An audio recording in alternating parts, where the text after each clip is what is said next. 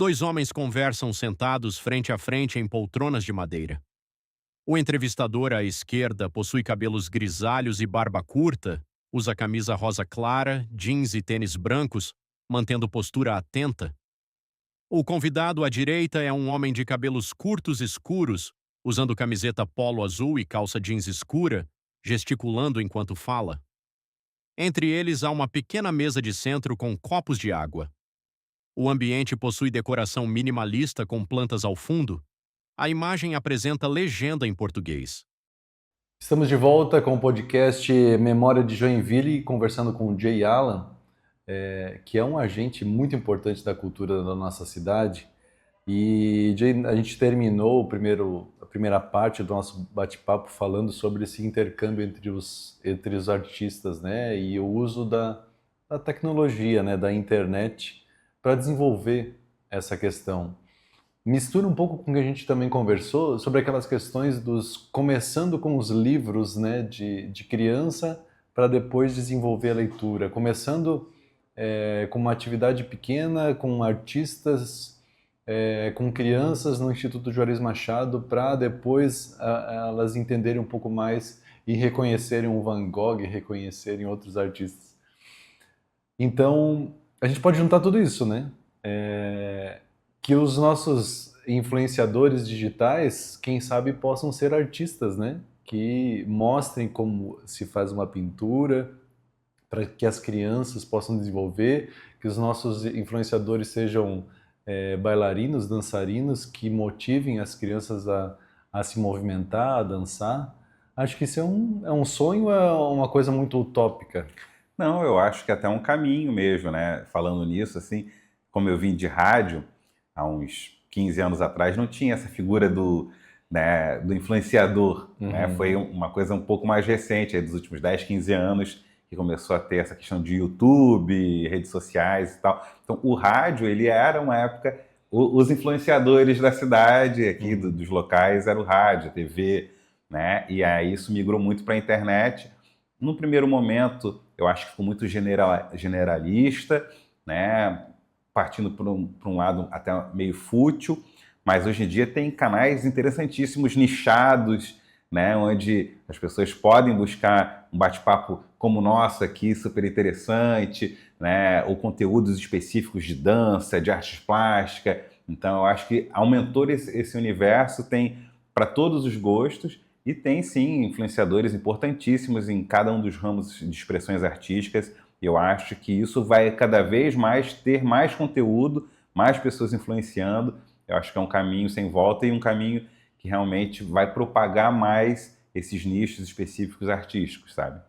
O seu contato com a dança, especificamente, se dá exclusivamente no momento que você começa a se envolver com o festival de dança? Na verdade, assim, dançar eu não danço, né? sou filho de gringos do Durango, assim. Mas eu tenho um tio, né, que ganhou 2 vezes o Festival de Dança nos anos 90 como bailarino da Casa da Cultura aqui de Joinville. Clássico.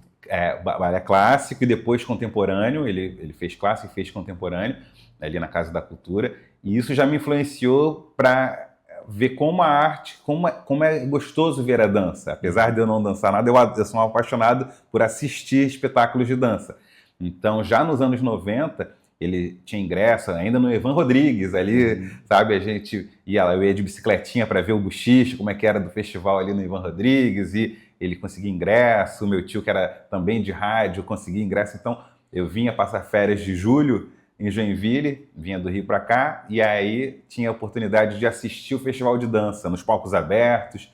Então, esse contato com a dança como público eu tive também já na minha infância, na minha adolescência, e já era um apaixonado por isso, e ter essa referência do meu tio ganhando 2 festivais de dança foi uma coisa que realmente me abriu os olhos para o festival. Ali eu já comecei a me apaixonar pela dança. Depois, na minha trajetória já como locutor, fazendo faculdade, eu tive a oportunidade de estudar junto com uma produtora do Festival de Dança. E ali eu tive esse primeiro contato, ela me convidou, Jay, poxa, você faz locução, eu fazia na época locução de mercado, assim, né? E ela falou, pô, você tem uma voz legal, então você não quer trabalhar como locutor de palco aberto? Aí eu, poxa, com certeza, isso há 21 anos atrás. Uhum. E aí foi antes de entrar no rádio, inclusive, um ano antes de entrar no rádio, eu entrei há 20 anos, e aí em 2005 eu tive a oportunidade de fazer locução no palco aberto, num shopping da cidade. No ano seguinte, durante 8 anos, eu fui locutor de palco aberto do Festival de Dança. Conheci, inclusive, a mãe dos meus filhos, ela dançando e eu fazendo locução durante o Festival de Dança, também há 20 anos atrás. E ali foi que realmente me conectei com o festival de vez, né? Depois eu fui para o Rio fazer meu MBA e tal, e em 2019 eu retornei, e aí já retornei com know-how de produtor de eventos e assumi a coordenação dos palcos abertos. Então foi uma trajetória que foi já vendo meu tio dançando, outro tio apresentando também, o meu tio que é locutor, o Ney Rosa, também já apresentou palcos abertos, Feira da Sapatilha, a Tuzi, que é minha prima também, então é uma família de comunicadores aí, e aí é legal que a cidade, como é a cidade da dança, muita gente já trabalhou no festival, então parte da minha família ou dançou ou trabalhou, e isso já me influenciou desde pequeno. Então, depois dessa trajetória como locutor de palcos abertos e já desde 19 fazendo esse trabalho também de coordenação aí. Então, é legal ter esse contato desde de novo e eu acho isso muito bacana em Joinville. Quem nunca teve algum contato de trabalhar no festival de dança direto ou indiretamente, né, ou frequentar os palcos, então é algo que deixa a cidade com uma vida assim, cultural incrível. Eu pergunto isso porque eu sou joinvilense, minha família toda, né? E eu também vivi um pouco disso, né? Tinha uma vizinha nossa lá, a Solange, que trabalhou muitos anos no festival de dança, e ela, inclusive, meu irmão, meus vizinhos, meus amigos ali trabalhavam também no festival de dança, ganhavam um dinheirinho e ainda ganhavam um moletom muito bonito, sempre era um moletom muito bonito no festival de dança. Acabava eu herdando em algum momento, e eu gostava muito. E eu só fiquei pensando assim, porque nos últimos anos eu venho acompanhando o festival, até assim no sentido de estar trabalhando aqui pela região central da cidade, lá no restaurante, nosso amigo José Lopes também, que é frequentado por muita gente que vai no festival, e eu vejo assim um mundo que eu não sabia que existia, né? Como a gente falou agora da internet, das redes sociais, dos influenciadores, pessoas que têm programas sobre dança, e que a gente, como não é envolvido tanto com a dança, a gente acaba dizendo assim, meu Deus, existe todo, como você falou, algo bem nichado. Por isso que eu te perguntei, assim, muita coisa você acabou descobrindo só quando realmente entrou de cabeça no festival? Com certeza. Inclusive, eu tive o prazer de apresentar um podcast chamado Pode Dançar, do Festival de Dança, onde a gente entrevista os principais nomes da dança do Brasil. E existem vários podcasts de dança, programas no YouTube, influencers digitais que são contratados pelo Festival de Dança para divulgar os bastidores, enfim, né, toda essa questão para quem consome a dança mesmo, conteúdos de dança. Então, realmente, isso é muito grande. E eu fui, claro, descobrir isso estando já imerso trabalhando dentro do Festival de Dança. E é um universo gigantesco, com milhões de espectadores e seguidores, né? É algo incrível. Você vê pelo termômetro da cidade, quando é o Festival de Dança, é uma ocupação de todos os leitos dos hotéis e Airbnb, falta casa, estabelecimentos para alugar, né? Então, você vê a quantidade de pessoas que vêm para Joinville e os que não vêm consomem pela internet. Eles estão lá, Rio, São Paulo, Manaus, Norte, Nordeste, enfim, estão ali vendo os influenciadores, estão vendo os conteúdos digitais e assim o Brasil todo acaba consumindo também um pouco desse nicho que realmente bem maior do que a gente imagina quando a gente está dentro desse métier e realmente muito material, muito conteúdo aí produzido para dança e assim em outros ramos artísticos também. Né? E como que surgiu o convite para você participar do Instituto Internacional Juarez Machado? Então, nós da Arte Brasil, que faz a administração do Instituto Festival de Dança de Joinville, né, e consequentemente do Centro Eventos, iniciamos um trabalho de fazer gestão cultural em outras entidades culturais da cidade. Primeiro foi o Quênia Clube, né, que é um case de sucesso, que foi revitalizado, a Escola de Samba Princípios do Samba, e através desse case Edson Machado, irmão do Juarez Machado, e a Eula Regina Maciel, que é a esposa dele e é a presidente do Instituto Internacional Juarez Machado, nos convidaram para trabalhar em parceria nessa gestão cultural desse instituto importantíssimo, né, o legado dos maiores artistas brasileiros. Então, foi uma grande honra para a gente, né, estar trabalhando diretamente, e eu comecei a me envolver eu pessoalmente com o Instituto e acabei, né, me disponibilizando para entrar como diretor administrativo, e é um caminhar, né, um processo onde um aprendizado contínuo todos os dias, né, porque é incrível, né, o legado do Juarez Machado. Ele mesmo criou esse instituto há 12 anos atrás, em 2014, né, com recursos próprios e com parcerias. Enfim, é muito legal ver isso. E surgiu assim, do convite, de fato, dos presidentes para a gente assumir. E assim eu estou como diretor muito contente, né, dessa oportunidade, né, e fazendo um trabalho para que essa memória continue, para que a gente possa trazer novos públicos para o Instituto. Ainda tem muitas pessoas em Joinville que não visitaram o Instituto Juarez. Ele está aberto sempre de terça a sábado, das 9 às 18 horas, preços populares. Quando tem eventos, a gente faz com gratuidade. Se você vai de bicicleta para o Instituto, você entra gratuitamente, sabe? Então é tentar trazer ainda essa cultura local da cidade, da bicicleta, da dança, trazer para dentro também do Instituto Juarez Machado, e assim ser não só uma galeria de arte, mas um centro cultural para artistas de diversas expressões, né, aqui da nossa cidade. Então é uma honra aí estar trabalhando no Instituto. Sempre tem algum tipo de exposição diferenciada de artistas, né? Mas as obras do Juarez são sempre fixas lá, né? Obras originais, obras, né? E há uma preocupação também com essa curadoria, porque deve ser tantas obras, né? A gente falou agora há pouco até dos irmãos Feitosa, né? Apaixonados por Juarez, que diz que recentemente encontraram algumas obras que às vezes nem dá mais para imaginar que o Juarez fez, porque ele não conseguiu terminar. Tem obras que ele não assinou, que estão por lá. É um local que respira cultura, né? O Instituto.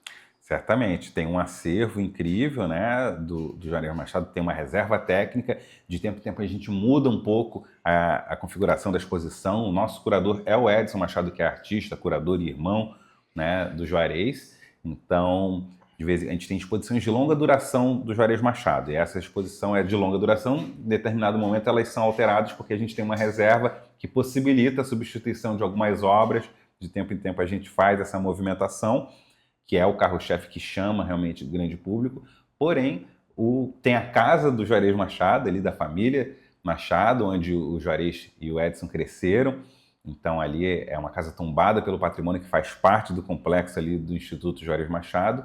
E tem uma galeria que é dedicada não só ao Juarez, mas a outros artistas. Então isso também é muito interessante. Sempre tem exposições novas de outros artistas. Nesse momento a gente tem a Mundo Guion, que é de uma fotógrafa japonesa, que tem diversas fotos de geishas, mas em breve já vai mudar para um outro artista, e assim tem esse movimento de oportunizar, né, que outros artistas também possam expor a sua arte ali. E isso é bem bacana ali nesse movimento, onde você pode ver obras do Juarez, mas de outros artistas, ver a casa onde ele morou. Então é um ambiente muito interessante, assim, e é importante ter esse espaço, né, para outros artistas também poderem, né, mostrar a sua obra. E esse intercâmbio que a gente falou, né, do mais famoso com o menos famoso, vocês acabam também tendo essa possibilidade porque vocês realizam vários tipos de evento ali, né? Às vezes eventos que não estão diretamente relacionados à cultura, mas lançamentos de livros, né? Eventos empresariais de uma forma geral. Isso acaba também atraindo as pessoas para conhecer o Instituto, para conhecer a cultura local, né? É verdade, eventos que a gente faz corporativos, né? Tem locação do espaço para eventos corporativos, mas é interessante justamente porque vira um gancho para que essas pessoas voltem depois com as suas famílias, com seus amigos, que viram um apoiador da cultura, né? Então a gente recebeu recentemente aí uma reunião do CEOs Club, de grandes CEOs do nosso estado, e muitos não frequentavam ali, conheceram e, poxa, que legal, como é que faz para ser um apoiador? Então, é realmente é importante ter eventos culturais e eventos de outras naturezas, mas que tragam um público novo, que conheçam o ambiente e que ali possam estar trazendo novas pessoas e, né, fazendo grandes parcerias culturais também, mesmo de pessoas que não são do ramo cultural.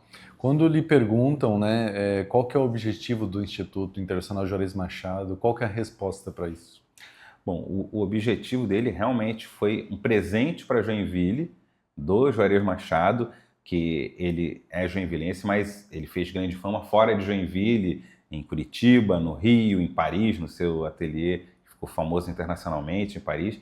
E ele poderia ter ficado pelo mundo e não ter retornado e se dedicado a construir um instituto. Então, a resposta é: o objetivo é um presente para Joinville, para, né, Joinville ter como legado, né, esse material todo artístico que o Juarez deixou ali, né, de presente para a cidade. É um instituto sem fins lucrativos, então realmente é para os joinvilenses estarem ali, se reconhecerem, ser uma motivação para novos artistas, né, e que de fato isso acontece, ocorre. A gente tem vários relatos de outros artistas, não só dos Irmãos Feitosa, mas de diversos outros artistas que, poxa, me inspirei no Juarez, que legal, assim como o Juarez tinha o Fritz Alt, né, para se inspirar, e assim a gente vai criando novas gerações. Então, é um presente para a cidade, um legado do Juarez para, né, esse movimento artístico da cidade, esse movimento cultural. Então, é um presente de fato aí para nós, né, moradores de Joinville. O Juarez sempre foi uma personalidade muito ousada, vamos chamar assim, né? O Instituto leva um pouco dessa alma, assim? Total, já pela sua arquitetura, né, que é uma arquitetura assim moderna, mas que remete a um enxaimel, né, que tem elementos como a bicicleta, né, enfim, então ele é realmente ousado já na sua concepção, algo, né, um investimento grandioso, né, onde tem obras, né, um acervo milionário, enfim, é grandioso em tudo o Juarez, né, e o Instituto não é diferente.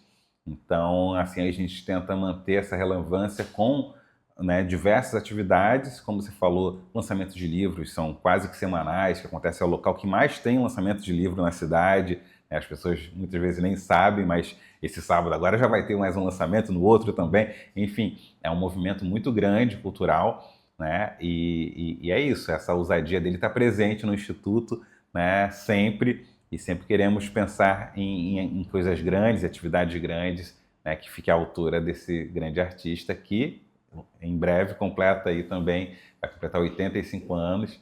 Então é um legado aí de quase 70 anos dedicado à arte, né, ao trabalho com a arte. Então, né, temos que manter isso vivo aqui na nossa cidade. Tem umas histórias engraçadas que envolvem o Juarez, que eu me lembro assim rapidamente. Uma delas que ele conta, né, que ele estava na França quando o Brasil jogou a Copa do Mundo e perdeu para a França, né, a final.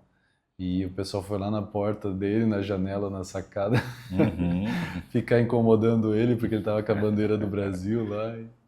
E a outra história engraçada é que o nosso ex-prefeito do Deller diz que estudou com o Juarez Machado, né? E o Juarez fazia uns desenhos e entregava para ele, entregava sempre, e ele amassava e jogava fora. Ele disse que se guardasse hoje valeria muito dinheiro. Mas o que eu queria falar é justamente disso, né?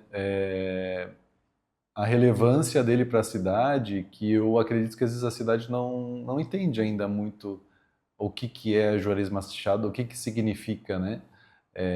Talvez algumas pessoas passem no centro eventos, olhem o painel no portão de entrada ali e não reconheçam, né? Algumas pessoas reconheçam o traço, né? Sabe que é um traço diferenciado, sabe que é um traço reconhecido. Inclusive, eu sempre lembro que na época da pandemia, o Faustão ainda tinha o Domingão do Faustão na Globo e ele apresentava da casa dele. E num determinado momento ele apresentava num ângulo que aparecia um quadro do Juarez Machado lá no fundo, né? Então, eu tenho a impressão de que ele é muito mais reconhecido fora do que aqui na cidade, mas que o Instituto é uma forma de mudar isso, né?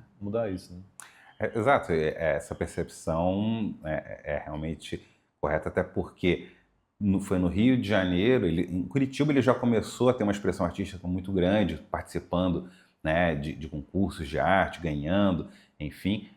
grande notoriedade, mas no Rio ele é uma figura conhecidíssima, porque passou anos fazendo o trabalho como mímico, no Fantástico, como cenógrafo de eventos, como capas de discos, enfim.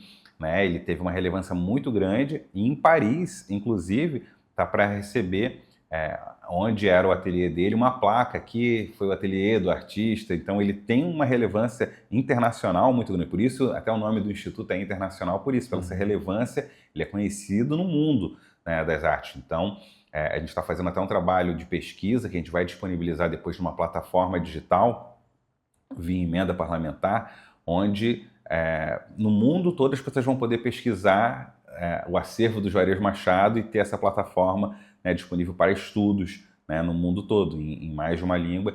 Então, de fato, ele é muito reconhecido, né, em grandes centros, né, no Rio, em Paris e em outros grandes centros, por essa relevância artística. E, às vezes, na cidade as pessoas não têm essa noção, né, e grandes nomes têm um Juarez Machado em casa, em algumas grandes galerias. Ele fez, acho que mais de 20 mil obras, produziu, né, durante esses 70 anos de carreira. Então, de fato, a relevância dele é incrível no mundo das artes e o nosso papel é justamente mostrar ao joinvilense realmente como esse grande artista, né, tem essa abertura internacional e nos orgulha ainda mais saber disso. E aí é o trabalho do dia a dia para que o joinvilense venha, conheça e entenda essa dimensão toda, né? E até nós conversamos num outro momento também sobre que existe um vídeo, né, no YouTube que mostra de que forma, de certa forma, né, como o Juarez pintou esse painel, o circo, que é o painel do Centro Eventos Carranzi. Aí mostra o quão difícil foi, né, fazer essa obra para que as pessoas possam valorizar também, né? Você falou ali da questão do Fritz Alt, eu sempre gosto de lembrar, assim, né? As pessoas vão no monumento do centenário da cidade, né, que são estátuas, né, que foram feitas pelo Fritz Alt, e as pessoas sobem em cima da estátua e tiram foto e é uma coisa que é uma obra de arte, né? Não é para isso, não é a foto desse, o registro não deveria ser desse jeito. Então eu acredito que se as pessoas também entendessem o quão foi difícil para o Juarez Machado, né, pintar aquele painel do Centro Eventos, talvez eles dariam mais valor para aquilo também, né? Com certeza. É interessante esse ponto que você toca, a dificuldade e os desafios do artista para entregar, né, aquilo que ele se propõe a fazer. Imagina uma dimensão incrível, você conseguir... Uma coisa o artista está naquela dimensão de um quadro, né, na pincelada ali, que ele controla a visão completa da arte. Outra é você fazer um painel gigantesco de não sei quantos metros de altura, e isso você conseguir botar o mesmo traço, as mesmas proporções, né? É um desafio enorme, né? Mas o Juarez, ele sempre teve essa questão do desafio porque ele se expressava em diversas formas, em escultura, em pintura, em desenho, em mímica, em escrita, né? Enfim, né? São diversas formas. Ele sempre, né, ele gosta desse desafio, então ele sempre se propôs a isso. E é isso, eu acho que essa questão de divulgar o making-of, como se faz, é interessante para as pessoas até valorizarem mais e ver, nossa, mas só o grau de dificuldade meu, como ele conseguiu fazer isso, reproduzir dessa forma. Às vezes as pessoas acham que pode ter sido até assim, não, ele fez um desenho e aquilo ali foi para uma gráfica que imprimiu no azulejo. Não, aquilo ali foi realmente um trabalho artístico à mão. Então é algo incrível, né, de se orgulhar. Mas é o que você falou também, essa questão da preservação, né, você saber também, né, que tem que preservar aquilo. O monumento, como você falou, do Fritz Alt ali na cidade, teve recentemente um restauro, né, e talvez nem precisasse se tivesse sido cuidado adequadamente, se as pessoas tivessem, né, uma educação para que soubesse como lidar também com esses monumentos, né. Então é importante, né, discutir isso justamente para que as gerações futuras possam ainda ver esses monumentos, ver esses trabalhos, porque, né, a ideia é que ele perdure eternamente, então, mas temos que saber preservar de fato, né? E querendo ou não, né, o Instituto tem um ar um pouco, de certa forma, agregando como se fosse um museu praticamente, porque são obras muitas vezes bem antigas, né, do Juarez, que estão ali à disposição. E eu fico pensando um desejo meu um pouco antigo até, de que o nosso arquivo histórico pudesse ser assim, né? De ter coisas antigas de uma forma organizada, que eu pudesse, já que a gente é da área de comunicação, né? Chegar lá no arquivo histórico e olhar e dizer, eu quero ver a primeira transmissão de rádio da cidade de Joinville. Tem aqui, aperta esse botão que você vai ouvir. Uhum. Alguma coisa nesse sentido, assim, sabe? Então, talvez uma forma de agregar e mostrar e fazer com que as pessoas valorizem, em algum momento, por exemplo, falando sobre a obra O Circo do Centro Eventos Carl Hansen, ter aquele vídeo mostrando de que forma que foi feito aquilo ali, para que as pessoas entendessem a importância, né? Isso também em relação a outras obras, né, que possivelmente ele tem, porque o Juarez Machado também não é só um artista que pinta quadros, né? Ele tem talento em várias áreas, né? É verdade. É uma ótima ideia, inclusive, né? Até para de repente, futuro projeto cultural, né? E o arquivo histórico é recheado de coisas importantíssimas da cidade, né? Então, é até também importante divulgar para que o joinvilense visite o arquivo histórico, visite o Museu do Sambaqui, visite o MAS, o Museu de Arte, o Instituto Juarez Machado, né? Enfim, os diversos museus, né? O Museu Nacional, enfim, eu acho que a cidade tem materiais riquíssimos culturais, né? E, de repente, fazer de uma forma assim onde você conecte a arte e o contexto da criação dela, eu acho que é algo realmente muito bacana, uma ideia ótima, eu acho que pode servir aí para um caminho aí de novos projetos também. Me remete um pouco ao Museu do Futebol, né, lá no Pacaembu, que também tem uma área, mistura um pouco de tecnologia com história, com tudo, e a interação, né, então eu acho que um instituto, como eu falei, né, essa ousadia do Juarez Machado poderia também se refletir dessa forma. E Di, a gente está chegando ao final desse nosso bate-papo, dessa segunda parte do bate-papo, né? Segunda e última parte. Queria que você falasse do futuro do Instituto. O que a comunidade joinvilense, a comunidade do Brasil inteiro, a comunidade internacional pode esperar do Instituto dos próximos anos? Bom, a gente está fazendo um trabalho realmente de sustentabilidade do Instituto, mas também de renovação. Como você falou do Museu do Futebol, né? Tem em Joinville já um museu referência nesse sentido, que é o Museu da Dança, né? Onde é um museu de experiência, né? Um museu histórico, mas tem elementos históricos, mas ele é mais um museu de experiência. E é esse caminho que a gente busca também para o Instituto Juarez Machado, que a pessoa possa lá ver as obras do Juarez, mas que você possa ter experiências imersivas, experiências interativas. Então já estamos preparando aí, né, novos projetos e em breve teremos já aí novidades aí entre 2026 e 2027, né, onde as pessoas vão poder visitar o Instituto e ter uma interatividade, né, com as obras, com atividades, né, parte imersiva. Então vai ser incrível. Visitem o Instituto, sigam as redes sociais, né, vão aos eventos. Com certeza, aos poucos você vai ver as mudanças que vão ocorrer. Já está ocorrendo, já estamos fazendo obras ali de atualizações. Então, para o futuro, aguarda coisas incríveis com tecnologia, né, com interatividade imersiva e vai ser muito interessante aí pôr em prática todo esse planejamento que a gente já tem feito aí nesses últimos anos.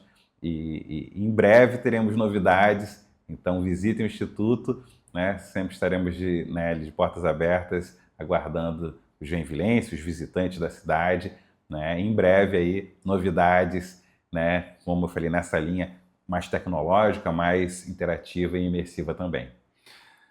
Jay, obrigado mais uma vez, foi um prazer conversar com você. Imagina, eu que agradeço, muito obrigado pelo espaço, sempre um prazer bater um papo contigo, Werner, e nos vemos novamente em breve aí, com certeza, né, nesses encontros culturais. Aguardo todos no Instituto Internacional Juarez Machado.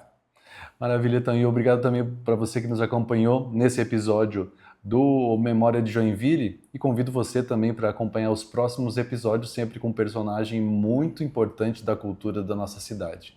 Um grande abraço e até o próximo.